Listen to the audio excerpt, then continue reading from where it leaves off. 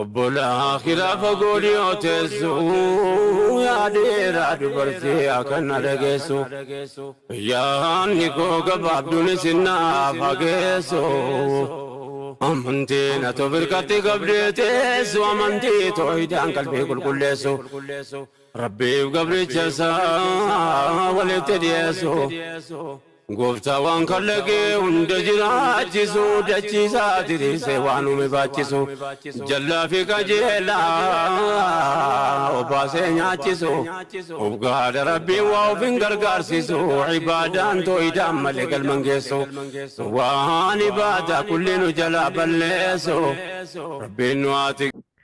السلام عليكم ورحمة الله وبركاته. أكم جرت وردوتوتا في كبجمتوتا يوتيوب أفساتو بجناغاتاتا نشيدا أستاذ رايا بامجا صدومي سغلفا جرمي كاما سابودا نيجاتي لكيسي كان نمني كن هندي كيسانويو لايك شير غدا في مالي فيديو إساني كان غادي بوفتاني متنسينا هدرا ورمما namni hedduun maqaa ustaaza Raayyaatiin viyuu ittiin argachaa dolaara ittiin funaannaa jechuudha. Yaa kiiwwan akkanaa qaanidha.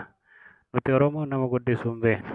Wal cabsuu fi wal tuffachuu fi wal gadi deebisuu waan namaatti fayyadamu malee waan akkanaa hin beeknu. Maali yoo viidiyoo isaa kan hunda sheer yoo gootaniif gadi buuftanii viidiyoo inni waggaa meeqatti dhama'ee itti deebi'ee immoo itti cinqame yeroo iddoo inni uummanni jajjabeessinu dhiifama waliin irraa wal dhoggamaa isiniin jechuun barbaade laayik sheer sabiskiraayib godhaa fi jajjabeessaa viidiyoon isaanii akka miliyoonaan laallamutti sheer godhaa isiniin jechuun barbaade galatoomaa warra bula oolmaa gaarii isinii haa ta'u.